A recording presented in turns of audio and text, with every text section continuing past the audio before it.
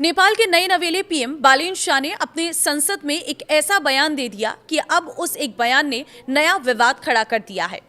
बालेन शाह ने दावा किया है कि नेपाल की कुछ जमीन पर भारत के लोगों का कब्जा है, तो भारत की कुछ जमीन का इस्तेमाल नेपाली लोग कर रहे हैं। बताते हैं बालेन शाह का ये पूरा बयान और इस पर उनके विपक्ष ने क्या कहा है और किस तरह से ये मुद्दा गरमाया हुआ है। आखिर वो कौन सा हिस्सा है जिसकी बालेन शाह बात कर रहे हैं, सारी जानकारी देंगे और आप कमेंट में जरूर बताना बालेन शाह के इस बयान के बारे में आप क्या कहते हैं। नमस्कार, मैं हूं आपके साथ ममता तिवारी और आप देख रहे हैं न्यूज़ 18 का डिजिटल प्लेटफॉर्म। नेपाल के प्रधानमंत्री बालेन्द्र शाह उर्फ बालेन शाह ने अपने संसद में विवादित टिप्पणी कर दी है कि भारत ने नेपाल की जमीन पर कब्जा किया है और नेपाल ने भी भारत की जमीन पर कब्जा किया है। बालेन्द्र शाह ने इस बयान को लेकर विवाद खड़ा हो गया है, जिसके बाद नेपाल के विदेश मंत्रालय ने सफाई जारी करनी पड़ी है। Nepali media the Kathmandu post के अनुसार नेपाल के विदेश मंत्रालय ने रविवार को साफ किया कि प्रधानमंत्री बालेन्द्र शाह ने संसद में नेपाल द्वारा भारतीय जमीन पर कब्जा करने के बारे में जो कहा था वो किसी इलाके के दावे के बजाय बॉर्डर पार जमीन पर दोनों ओर से लोगों के कब्जे और नेपाल भारत बॉर्डर के पार जमीन के इस्तेमाल के बारे में था। रविवार को संसद में सांसदों के सवालों को जवाब देते हुए प्रधानमंत्री बालेन्द्र शाह ने कहा है कि प्रधानमंत्री बनने के बाद उन्हें पता चला कि न सिर्फ भारत ने नेपाल की जमीन पर कब्जा किया है, बल्कि नेपाल ने भी कई जगहों पर भारत की जमीन पर कब्जा किया है।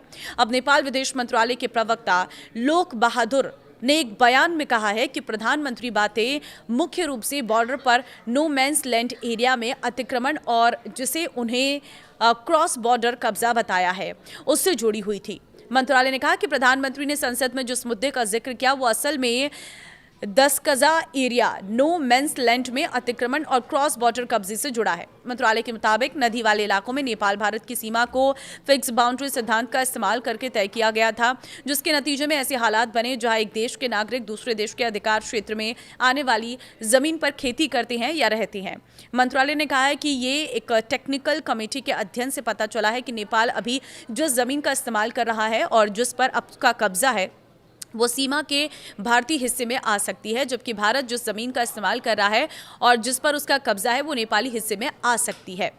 देखिए, बयान में कहा गया है कि प्रधानमंत्री का पार्लियामेंट में ये बयान ही कुछ जगहों पर भारतीय जमीन नेपाली साइट में हो सकती है इस टेक्निकल सच्चाई और बॉर्डर पार कब्जे के मुद्दे से जुड़ा है।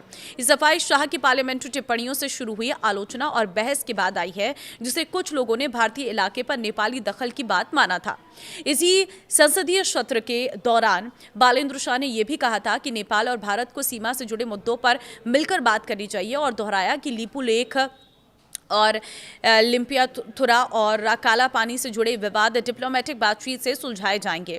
नेपाल और भारत के बीच लिपुलेख, लिम्पियाथुरा और काला पानी को लेकर पुराना सीमा विवाद है, जिसमें दोनों देश अपना दावा करते हैं।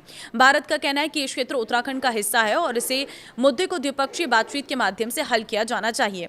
भारत ने रविवार को नेपाल के प्रधानमंत्री की टिप्पणियों पर तत्काल कोई प्रतिक्रिया नहीं दी है, लेकिन इस महीने की शुरुआत में भारत ने लिपुलेख दर्रे से होकर गुजरने वाली आगामी कैलाश मानसरोवर यात्रा पर नेपाल की आपत्ति को खारिज करते हुए इस क्षेत्र पर काठमांडू के क्षेत्रीय दावों को एक तरफा कृत्रिम विस्तार करार दिया है। नेपाल भारत सीमा विशेषज्ञ और प्रख्यात भूगोलवेत्ता ने भी नेपाल द्वारा भारतीय क्षेत्रों पर अतिक्रमण करने के संबंध में प्रधानमंत्री के बयान को खारिज कर दिया है। उन्होंने कहा कि नेपाल ने कभी भारतीय क्षेत्रों पर अतिक्रमण नहीं किया और न ही सीमावर्ती क्षेत्रों में अपना कब्जा बढ़ाया है। उन्होंने ये भी कहा है कि कुछ सीमावर्ती क्षेत्रों में सीमा पार खेतों के कारण दोनों देशों के किसान एक दूसरे की जमीन का इस्तेमाल करते रहे हैं। इस महीने की शुरुआत में नेपाल के विदेश मंत्रालय के प्रवक्ता ने कहा था कि देश राजनयिक चैनलों के माध्यम से भारत के साथ सीमा मुद्दा को हल करने के लिए प्रतिबद्ध है। तो ये है वो पूरा कारण और इस पर दी गई सफाई। अब आप क्या कहेंगे इस पर, मुझे अपनी राय जरूर दें। नमस्कार।